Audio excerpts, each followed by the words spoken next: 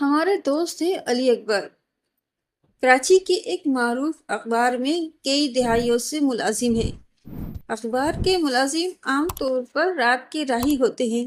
اخبار چونکہ رات گئے پریس میں جاتا ہے، اس لیے اس میں کام کرنے والے بھی شام کے وقت ہی آفس پہنچتے ہیں اور پھر آدھی رات کو ہی کام مکمل کر کے گھر واپس لوٹتے ہیں۔ ایک ایسے وقت پر کہ جب سڑکیں سنسان اور چار سو ہو کا عالم ہوتا ہے، خصوصاً سردیوں کی راتوں میں تو یہ ویرانی اور بھی بڑھ جاتی ہے۔ لیکن بیچارے صحافی اور اخباری کارکن ان ویرانیوں کے عادی ہوتے ہیں۔ وہ روزانہ بلا خوف انہی اندھیری ویران راتوں میں اپنے گھروں کو لوٹتے ہیں۔ تو بھائی علی اکبر کا بھی یہی روٹین ہے، شام کے وقت دفتر پہنچنا اور رات گئے گھر کو لوٹنا۔ انہوں نے ایک دفعہ ایک ایسا عجیب اور خوفناک واقعہ سنایا کہ جسے سن کر ہم بھی خوف سے کپ کپ آ گئے۔ انہی کی زبانی سنیے۔ یہ 1990 کی دہائی کا ذکر ہے۔ ایک رات میں اپنی گاڑی میں شاہراہ فیصل پر بلوچ کالونی فلائی اوور سے اتر کر نرسری کی طرف بڑھ رہا تھا۔ اس وقت تقریباً 3 بجے کا وقت ہوگا۔ میں ہلکی رفتار کے ساتھ پل سے اتر رہا تھا۔ اسی وقت اچانک میں نے دیکھا کہ سامنے کچھ فاصلے پر ایک انتہائی بوڑھی خمیدہ کمر عورت ہے جو اپنے ہاتھ میں ایک گٹھری لیے پل کے فٹ پاتھ پر پیدل چلتی ہوئی آہستہ آہستہ نیچے کی طرف جا رہی ہے۔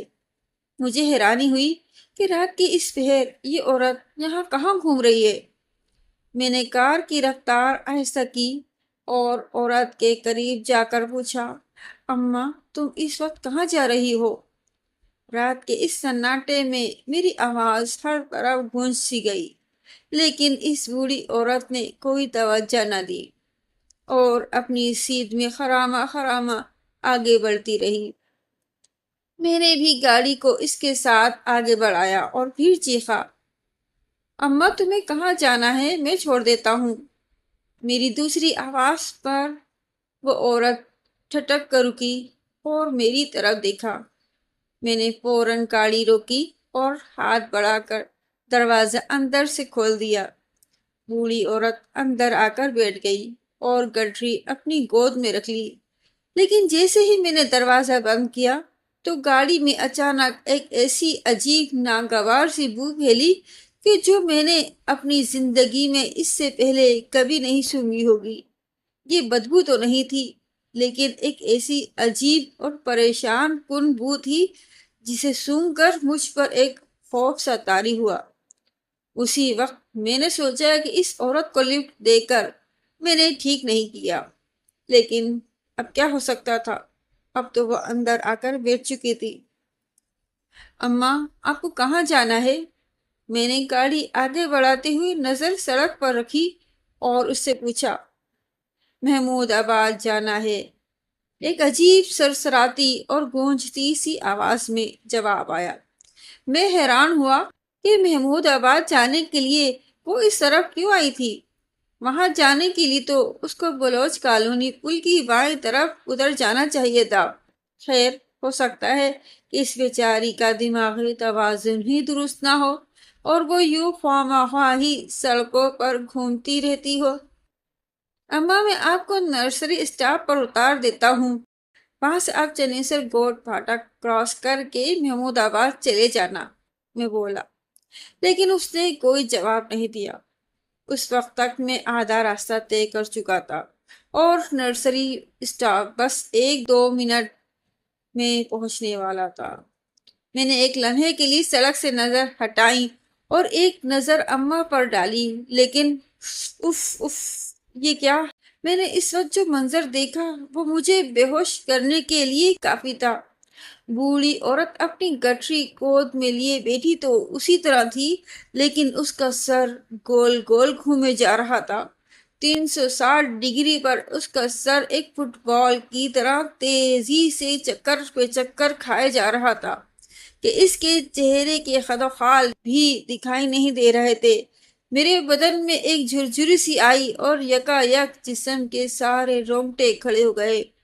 میری روح کی گہرائیوں سے ایک زوردار ہذیانی چیخ برآمد ہوئی اور تیزی سے میرے گلے کی طرف لپکی، لیکن میں نے اللہ جانے کیسے ہمت کر کے اس چیخ کو اپنے منہ ہی میں روک لیا۔ اماں، تم جو کوئی بھی ہو، تم میرے ساتھ یہ مت کرو، میں بولا، اور بعد میں حیران بھی ہوا کہ اس قدر خوفناک منظر دیکھ کر بھی کچھ بولنے کی ہمت میرے اندر آخر پیدا کیسے ہوئی۔ اماں، میں نے تمہارے ساتھ نیکی کی ہے اور تم ہو کہ بدلے میں مجھے ڈرا رہی ہو۔ یہ جملہ کہتے کہتے گاڑی نرسری اسٹاپ پر پہنچ چکی تھی۔ میں نے گاڑی کو بریک لگائی اور فٹ پاتھ کے ساتھ ملا کر روک دی۔ اب میں نے دیکھا کہ عورت کا سر نہیں گھوم رہا تھا۔ انجن اسٹارٹ رکھے رکھے میں نے اپنا ہاتھ اس کے سامنے سے آگے بڑھایا اور دروازے کا ہینڈل اندر سے کھینچ لیا۔ دروازہ ایک جھٹکے سے کھل گیا۔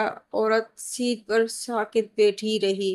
اماں، اب تو مہربانی کر کے یہاں سے اتر جاؤ اور مجھے جانے دو۔ مجھے خود اپنی آواز ہی اجنبی لگی۔ عورت اچانک کسمسائی، اپنی گٹری ہاتھ میں اٹھائی، سیٹ سے اٹھ کر آہستگی سے اتر گئی۔ میں نے اس کے اترتے ہی فوراً دروازہ بند کر دیا۔ اس دوران وہ قدم اٹھا کر فٹ پاتھ پر چڑھ چکی تھی، لیکن یہ کیا!